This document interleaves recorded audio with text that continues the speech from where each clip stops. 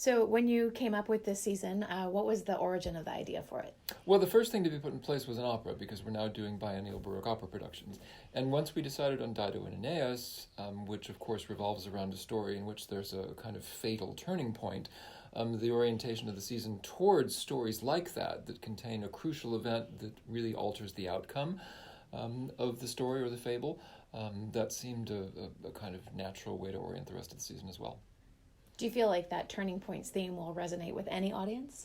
I certainly hope so, because we all face those. I mean, they happen to the best of us, and sometimes at the most unexpected of times. And one of the guiding factors for the rest of the season was actually to bring up precisely those unexpected juxtapositions, like the opening of our season, which also includes an opera, a short one. So we're featuring 2 operas this year, but an opera with a kind of weird twist, at least for an organization like Ars Lyrica, because it's a contemporary piece, a retelling of the Eurydice story by Jonathan Dove, the British composer, but from Pluto's point of view, who laments the disappearance of Eurydice from Hades, and basically harangues the audience for a half an hour. It's quite a striking piece, but it's scored for just solo bass baritone. It's a staged piece with a period instrument ensemble.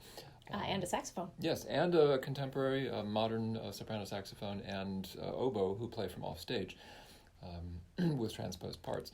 So it worked perfectly. But those kinds of juxtapositions and fulcrums, if you will, really define what the season's all about from the beginning to the end.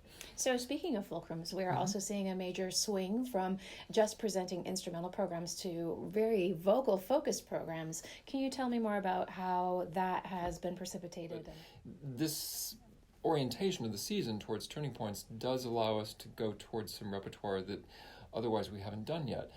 For example, a couple of big pieces of Bach and Handel on the Hercules story, Pergolesi's Stabat Mater. These are pieces that have been on my bucket list for a while, and it's nice to finally have a good excuse to explore them. Tell me about how you framed the Stabat Mater in this Turning Point season. Well, Stabat Mater is the most recognizable piece of Pergolesi next to his short comic opera. But the Stabat Mater is probably better known just because the opera is not done that often. And the Stabat Mater is kind of his signature work, using that as the title of the program and as the really deciding factor for what else goes on it, because the Stabat Mater is only half the program. It was fairly straightforward to come up with Mozart, Eine kleine Nachtmusik, which remarkably we've never played. It's high time. And a Corelli Concerto Grosso, because Corelli effectively defined what a Concerto Grosso was. Speaking of defining moments, the December program, Crossing Borders, is a real defining moment too, because it represents a touring program for Ars Lyrica. Yes, it does. This year we're doing a program that will play not only in Houston, but also in New York and in San Diego on prominent early music series. They're featuring a small ensemble with 2 fantastic singers, both of whom are native Spanish speakers. So the orientation of this program towards the Hispanic repertory, both from the old and the new world, makes a lot of sense. Yeah. And I'll be looking forward to exploring it. There's some really interesting new things that have surfaced in that repertoire over the last 10 or 20 years or so. Fascinating. In addition to touring, we're actually taking ourselves on the road here just in Houston. Can you tell us a little bit about the Rienzi series this year? Yes, the Rienzi series is a new development as well for the coming season. We've played there a few times in the past, but not had ongoing things there on a regular basis. We're now going to be offering a couple of chamber programs there every season. These are smaller scale events than we put in Zilka Hall, because it's a smaller venue. It's perfectly suited to very intimate chamber programs, and that's what we intend to offer there for the foreseeable future.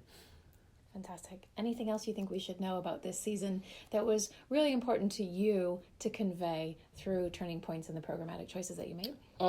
This is going to be a very interesting season for us, with some fantastic music, some inventive stagings, and you should get your tickets early, because the Rienzi choice is going to be limited to just the first 20 or 30 people. So buy your tickets now. Thank you so much, Matthew.